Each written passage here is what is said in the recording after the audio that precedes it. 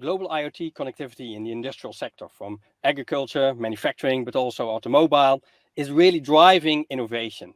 So what are success cases and what's the role of security, of connectivity, 5G, and of course the ease of use of successfully bringing a new IoT solutions to the market? Janne Lehtosalo, he's the Vice President Services at HMD Global, and Ankur Bhan, he's the head of Nokia Wing, and they are here to share their experience and the latest industrial IoT and 5G and connectivity developments. Welcome Janne, welcome Ankur. Thank you.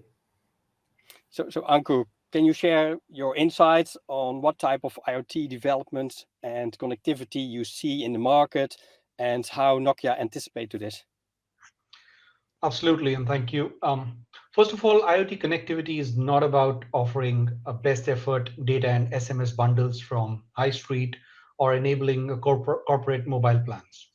IoT connectivity is about a mission critical connectivity service for enterprises to enable their digital products and service propositions.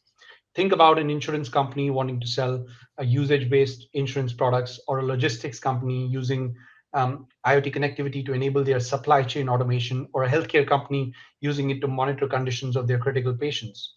In these cases, connectivity management is not a nice to have or a best effort service, but it is critical to enable the digitization of these services.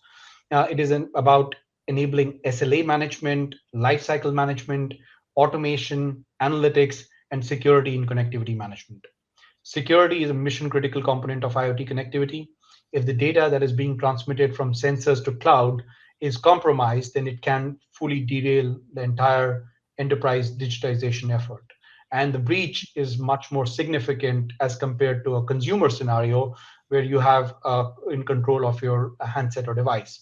Hence, the security needs to be designed right from the beginning and not as an afterthought in such a service. And we are proud to be working with HMD to enable a high performance, mission critical, secure IoT service that can power the digitization efforts of these enterprise customers. Clearly described, I think. And Janne, can you describe it more from a customer perspective? You work closely with customers and maybe a success case. Okay, so yeah, so when we talk about or talk with the customers, so they obviously their emphasis on a service quality. So the connectivity will be working there day in, day out.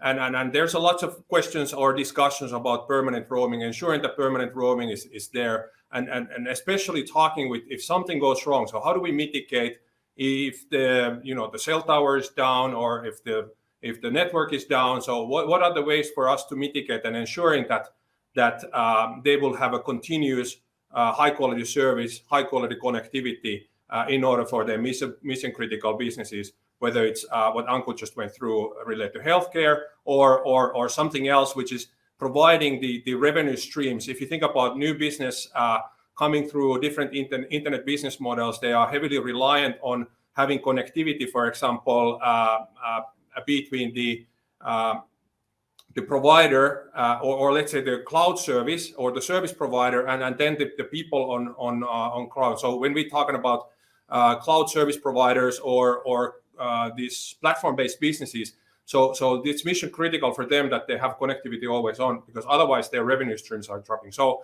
these are the cases, or these are the ways that and areas that we discuss and ensuring that we have a best possible solution for these type of companies.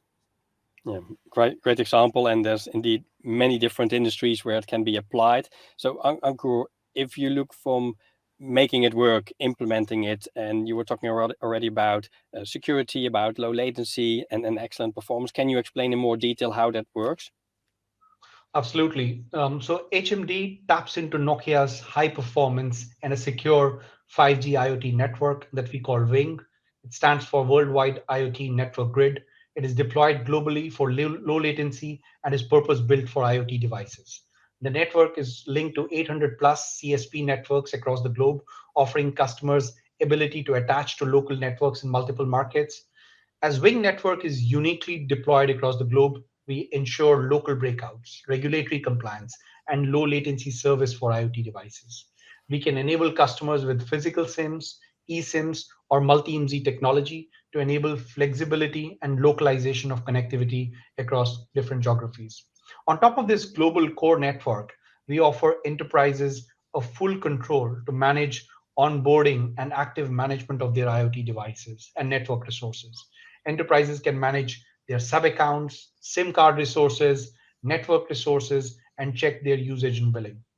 IoT in the end is all about enabling automation and analytics. And our platform offers them capabilities to set up new business tools to automate various processes in their own enterprise delivery chain.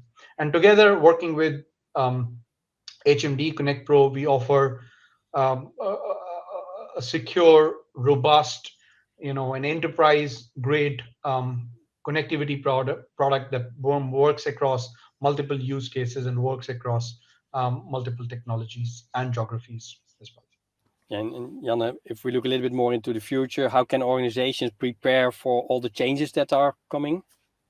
So today, we've been talking 5G a lot. I mean, 5G has been there for a longer time, and we've seen now operators and MNOs start building the 5G networks, and 5G coverage starts building bit by bit. This is not necessarily visible yet on the IoT companies when they're looking for connectivity. So they are not yet looking for 5G. But if we think about that, these networks and the coverage will continue to develop, and one of the key reasons actually building all these 5G technologies is enable new business models and new, let's say, new use cases that requires this low latency or similar things. So therefore, companies looking for solution need to be obviously start looking that, if today is not necessary to have a 5G, how about then when we go in the future? So future proofness of the platform and solution, who they're going to partner up is super important. If you think about 2-4 years forward, and you don't want to end up in a situation that you switch your partner because of the future proofness and where the future is going.